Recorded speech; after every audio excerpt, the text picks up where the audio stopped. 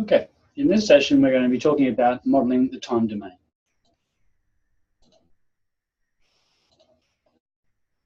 All right, there are two approaches available for modeling, analyzing and designing of feedback control systems. The method one is the classical or frequency domain technique. Uses that Laplace transforms to go about converting a control system's differential equations, which are in the time domain, into a linear equation or set of linear equations that are in the frequency domain. And these linear equations can be manipulated algebraically into transfer functions, the output of the input. The disadvantage of them is that there is limited applicability to linear time invariant systems or systems that are able to be approximated to be linear time invariant systems. So again, they're mathematical terms. When you're working in your particular application, it'll be obvious to you what category they fit into from the experience that you have yourself or from the experience of people that you work with.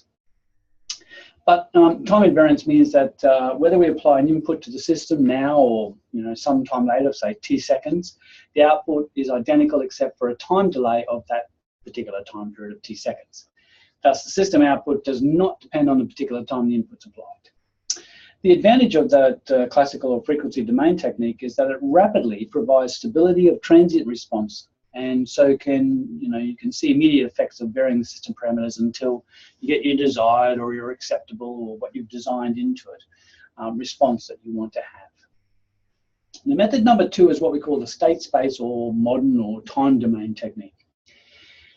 This means that the control system representation remains in that time domain and format that we've got, and basically you break down those higher order equations into a set of simultaneous single order differential equations or DEs and represent these set of equations in a matrix format.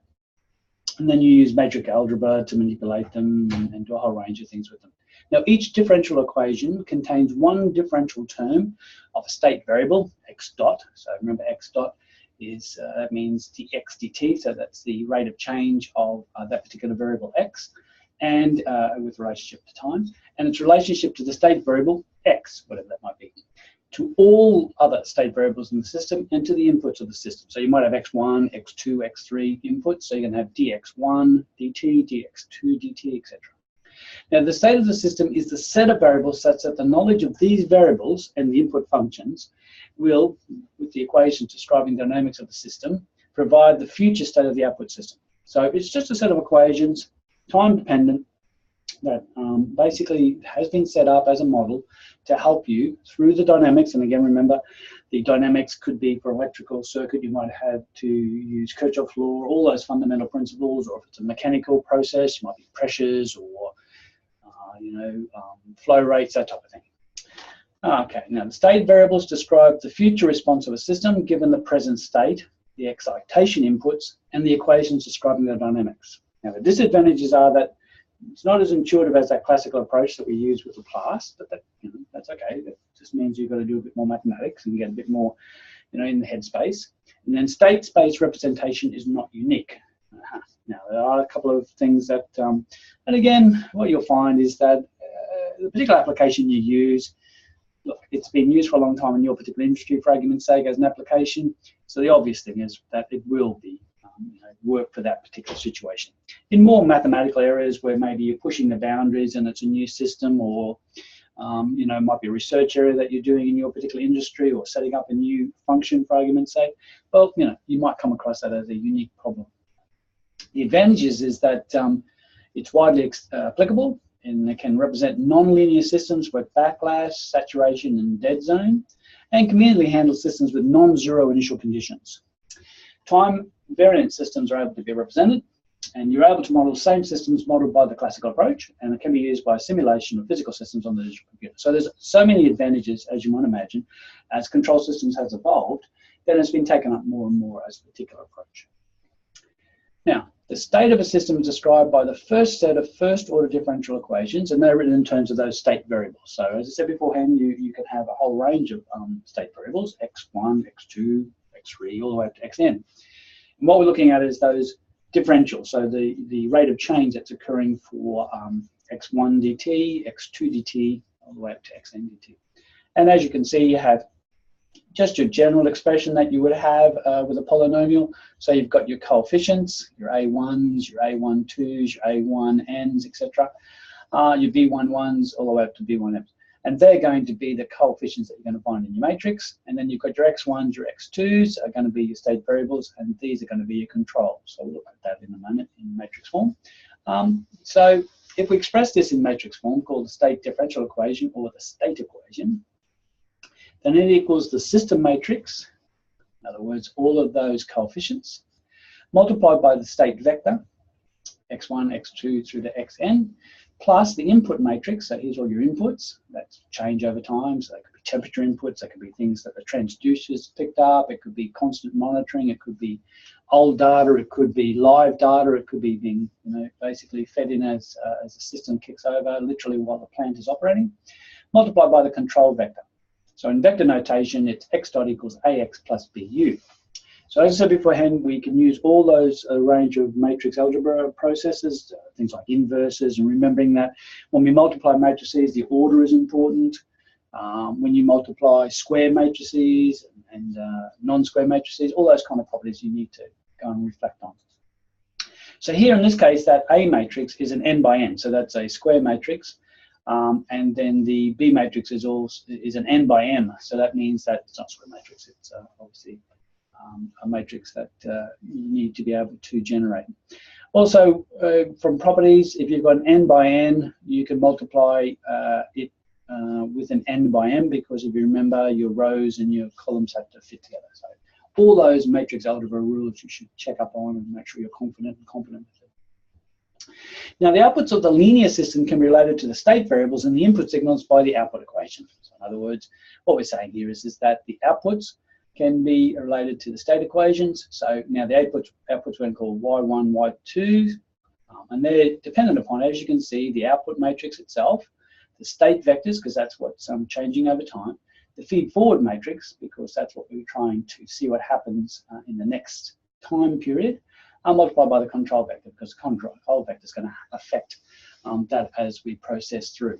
So in vector notation, we have y equals cx plus du, and the state equation x dot and the output y are a variable representation of the control system, and this representation is called the state space representation or the state variable representation. Okay, so why don't we try this out? We've got an electrical system, we've got, again, your basic RLC circuit.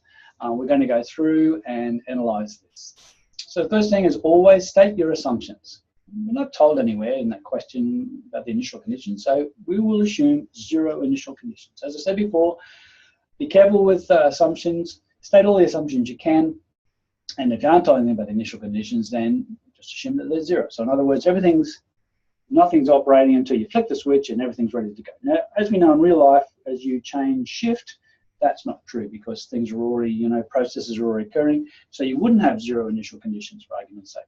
So keep that in mind, and then you'd have to incorporate those in a particular way. And you'll see that sometimes with assignment questions and tutorial questions. But in this case, since we're not told anything, we'll just assume that there's 0 initial conditions. So if we select the state equation variables, we can do this by writing the derivatives for all the energy stored elements. The state equations are the variables which are being differentiated. So by definition, you've got the voltage across the inductor, which is just the inductance multiplied by the change in current of the inductor over time. The current through the capacitor is equal to the capacitance multiplied by the change in the voltage across the capacitor over time.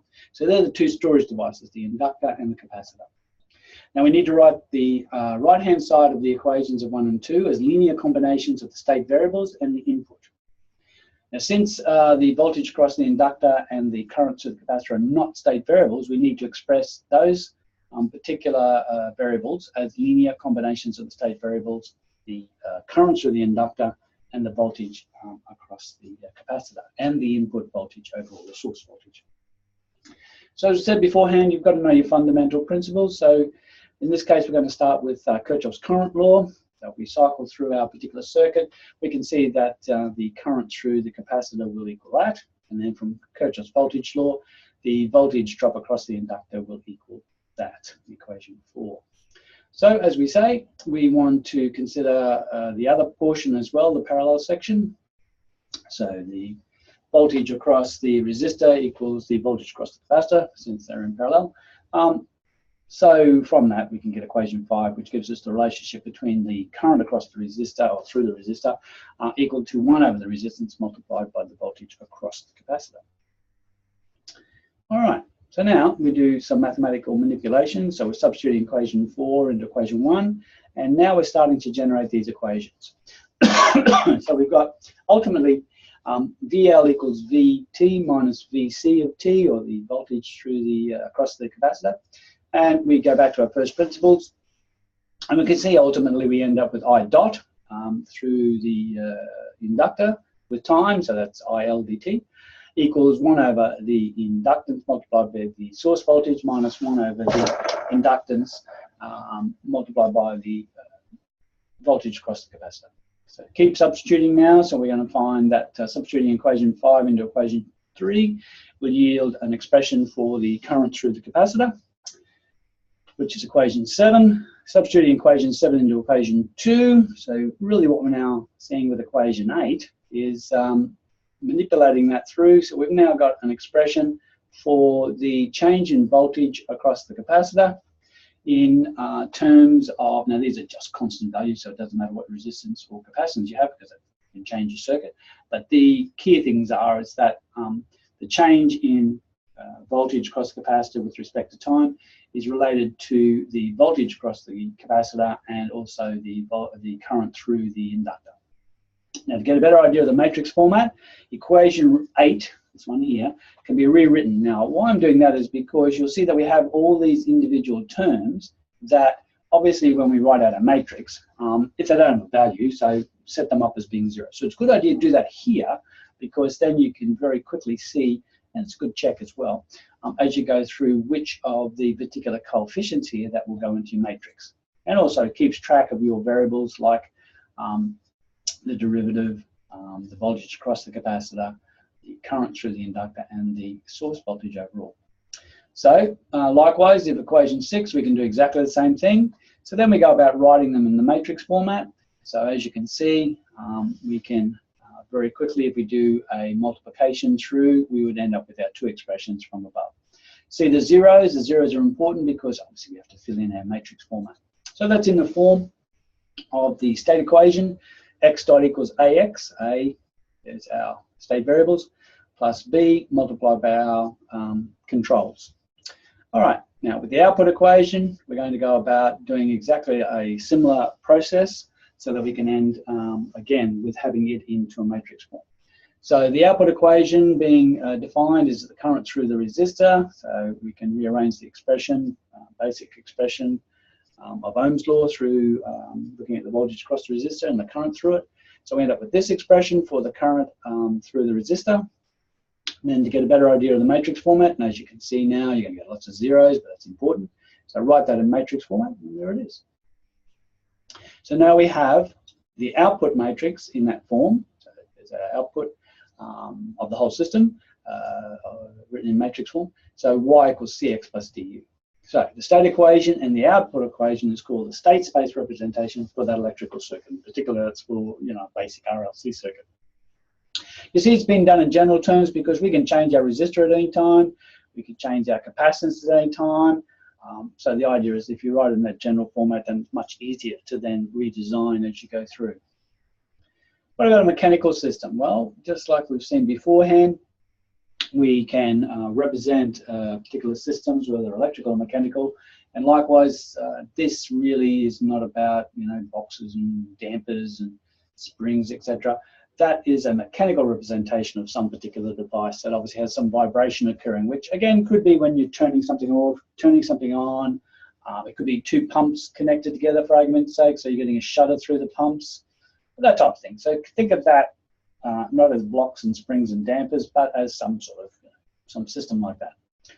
As always, check out your assumptions, and we always make life easy. I mean, we're told here as well, we're told it's a frictionless surface now. That doesn't mean we can't incorporate it, it just makes it more complicated because we have to take into account the frictional forces, the frictional coefficients, and also under particular conditions, as you might imagine, if this is out in the weather, that friction coefficient would change in, say, wet weather compared to dry weather.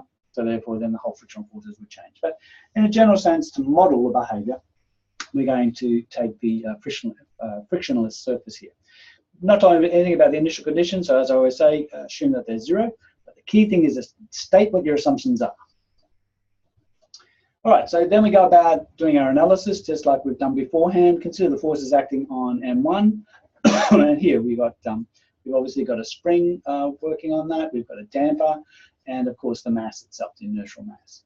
So there, again, just our basic definitions coming from defining the force over time and seeing what the interactions are. Generate the free body diagram. That's exceptionally important because, again, we've got the device moving in a particular general direction, also force occurring, and then all these other forces are opposing. So that vectorial nature is exceptionally important. Free body diagrams are very, very important. So then what we do is we go about looking at that interaction, summing up the forces in this case, and ultimately we're able to see that we have an expression for looking at the second order differential equation relating to what's happening with M1 and the dampening that's occurring, the spring effects that are occurring from, when we first turn it on or maybe turn it off, whatever the case may be. Do exactly the same thing for M2. So again, we're still dealing with a spring, still dealing with a mass, and we're dealing with an applied force now. So write down and draw out your free body diagram. Again, remember your free body diagram is a vectorial representation of the forces acting on it. Again, from that, sum up your forces, rearrange that now to get your equation 2. Again, a second order DE relating M2, the spring situation, the effects of the spring, and also the applied force. Now, what we do now is just are able to do some simplification. So very quickly we can change this from a second order differential equation into a first order differential equation because these are displacements.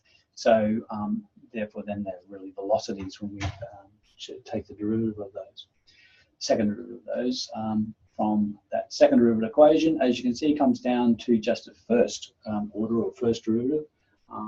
But exactly, we just makes life easier for us, really. So that becomes our equation 3 now. And likewise, if we go through equation 2 and do exactly the same thing, then what we do is we're combining these effects to finally get an expression to get our, change in velocity 1 over time. And we get that expression there. And then, as I said before, we're going to ultimately write this in matrix format.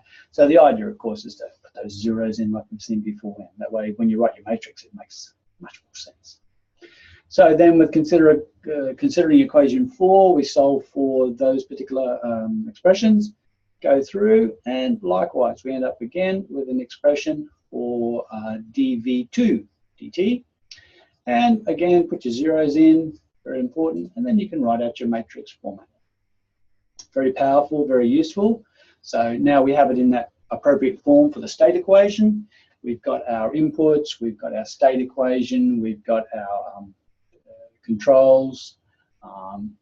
So we've got the correct format, and all the zeros there relate to the manipulation that we've had and enabled us to define that appropriately.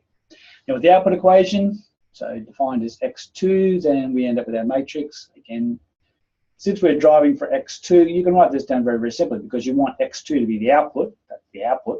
So very, very quickly, you don't really need to generate anything. You just write it straight down because when you matrix multiply those things together and add these, all zeros, then you're going to get x2. So the output matrix sometimes is very, very easy to generate because you know what the output's going to be. All right.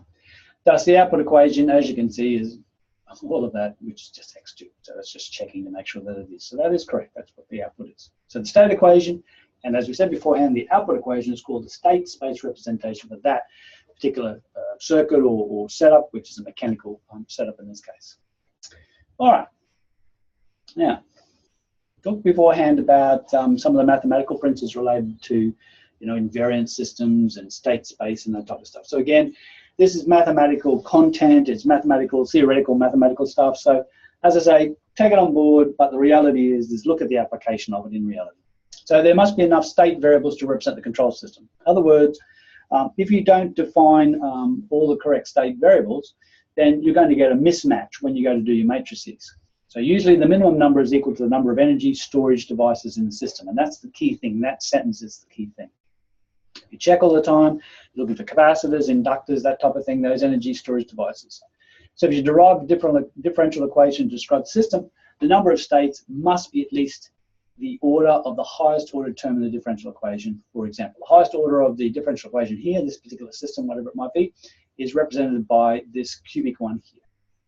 So therefore, that's of order 3. So that's a third order differential equation, or a third order DE.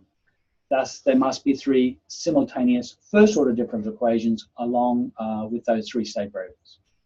For instance, a basic RLC circuit has 3 energy storage devices, resistors, inductors, and capacitors, and so there would be 3 state variables. Consider if a mechanical system has a spring and a damper elements, then there would be 2 state variables and 2 state equations, and this would be a second order system.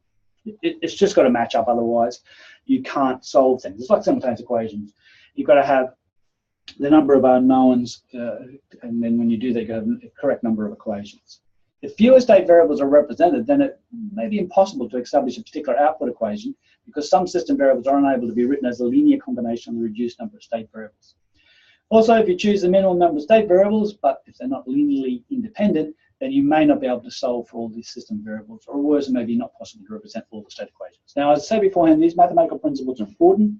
The systems that you work with in your industry typically have already been set up, so all these kind of problems have been weeded out. It's only you'll come across these checking of these particular things if you're moving into a new area, perhaps, and you're redesigning things for your particular system. So you just need to keep those things in mind. Now, state variables must not be a linear combination of each other. In other words, they must be linearly independent. So none of the variables can be written as a linear combination of the others. So if you consider this here, variables, so otherwise you end up with the same equation. In other words, you can factor it out. So therefore you end up with exactly the same 2 equations, and just that one happens to be multiplied by 6. So you get a common factor of 6. That's what that really means. So therefore you really don't have a different equation. Now, variables y1 for I equal 1 to n are described as being linearly independent if the linear combination s is equals 0 only if it's equal.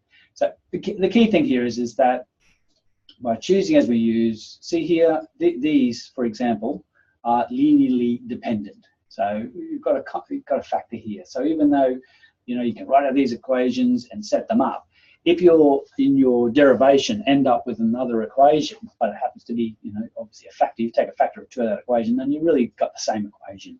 So you got to go through and redefine another part of the system that you haven't really looked at appropriately, and make sure that you have systems that are not linearly dependent. Okay, so converting a transfer function to state space. So if you consider an nth order differential equation, for the phase variable form, we choose y as its derivatives to be the state variables, such that x1 equals y. So if I get the derivative of that, I call that x2. Find the derivative of that, it's x3, etc., etc. So now differentiating both sides gives, so if I differentiate x dot, so x1 dt would give me y dot, which just equals x2. So that's why that's true. And likewise, if I take x2 and find the derivative of it, that's going to be dx2 dt, which is going to be y double dot, which y double dot equals x3. So basically, that's what you're doing there. Then you can rewrite your expression taking that into account, and then obviously write it in the matrix format. There's your state equation, there's your output. So to convert to convert a transfer function onto a state equation in phase variable form, it's required to convert the transfer function to differential equations by cross multiplying, and then determining the inverse Laplace transform with the assumption of 0 initial conditions, unless you're obviously told that there were some particular initial conditions. Then we need to represent the differential equations in state space in phase variable form. So why don't we have a look at that? So follow that process. So in this case, for this example, you're considering that transfer function, cross multiply, then take the inverse Laplace transform, and again, we aren't told anything about initial conditions, so we'll assume the 0. So when you do that, you'll end up with this particular format. So then when you select your state variables, just like we did beforehand, so if I set x1 to c, differentiate x1, that will give me c dot, so therefore that's x2. Differentiate that, that'll give me c double dot, which will give me x3. And then if I differentiate that again, it's obviously going to be x3 dot. Now, back substitution, so you take that initial expression that we have found from our Laplace transform, plug all those in, and as you can see, very quickly you can get an expression for x dot 3. So x dot 1, again, if I take the derivative of x1, so that's the x1 dt, or x dot 1, x dot 1 equals x2, because that's what c dot is. So on this side, if I c dot, and likewise, just like we did beforehand. So those there get generated very, very quickly. So now we're going to consider an output of c equals x1. Now, it could be c equals x2, it could be x3. It just depends on the particular system, what's occurring. So in this case, our output is equal of c is equal to x1. That's the combined state and output equation to define in the following manner. So again, as always, write in all your zeros because you're going to drop these into a matrix. So these expressions here, as you can see, everything else is 0. So all those are 0. With the x dot 2, x2 dot is just x, it's all zeros. And then you've got x3, so you've got a coefficient of your x1, you've got a coefficient of your x2, and your r. Then your output y, you only want an output of x1. So x1 is the only one that's got a coefficient of 1. Everything else is 0. So now that's in its matrix form. So the form of the input looks like that. I'm just picking it up from here. And then the form of our output is from here. So it's not as complicated as you might think. All right, so let's consider another example. Consider a system that's represented by the following state output equations. So now you're already given it in matrix format, both the state equation and the output, so the inputs and outputs. Without solving the equation, determine the characteristic equation and the poles of the system. So go back to the system itself. Now, without solving the equation, determine the characteristic equation. Now, if you go back through your mathematics for matrix algebra, you'll find that the characteristic equation is always defined as, see here, the determinant of Si minus A. So I is the identity matrix. If you've got a 3 by 3, that's the identity matrix for a 3 by 3 matrix. If it's I4, then it's identity matrix for a 4 by 4. In this case, we've got a 3 by 3, so we go step by step. We do Si first of all, so that's given us S into multiplied through to our 3 by 3 identity matrix. Then subtract the initial matrix A from the input systems. So you get that, and then all you do is find the determinant. And remember your matrix algebra with regards to finding determinants. AD, you remember this is A, B, C, D. So it's AD minus BC. So therefore then make sure you're following that correctly. And then also with the expansion, just be cautious. Multiply out your individual terms in the bracketed terms, and use brackets a lot, to be honest. Keep track of it. But ultimately, when we find that determinant of S times the identity matrix minus A, that input matrix, then you'll see that, of course, that you can end up, in this case, a cubic. So that is our characteristic equation. Now, without solving the equation, determine the poles of the system. Well, we know that our output, y, is equal to cx plus du. So consider from above, we've calculated this particular matrix, so we can plug those numbers in, or values in. Then we go about finding the inverse, and then as you can see, the characteristic equation equals the denominator of the transfer function. When set to 0, you only need to determine, as you can see, the determinant of Si minus A. So here we said beforehand that the determinant of Si minus A was x cubed plus 8x squared minus 11x plus 8. Our B term is 0, 1, 1 multiplied by our controls. Our C is matrix is 1, 2, and 0, and of course D is 0.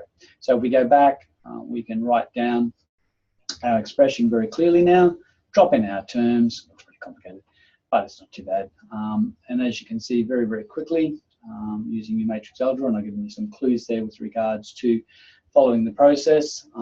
If you've got a 1 by 3 matrix and a 3 by 3, so obviously again that matrix algebra says that if I have a 1 by 3 matrix multiplied by a 3 by 3, then it will result in a 1 by 3. Remember, that has to, the the rows and the columns, then the columns here has to match the rows of that, otherwise it won't multiply together.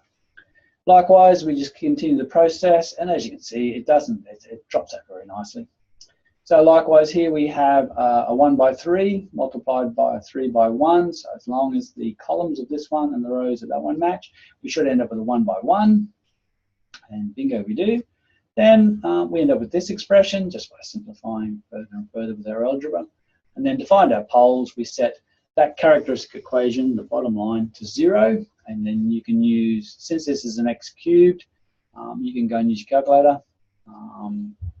And or you can use something like Wolfram Alpha, but a good idea to demonstrate what you've done when you put it in. So you can keep track of, it's like a source, it's a form of reference, I suppose. And then as you can see, we get our answers, and they match not too badly, do they?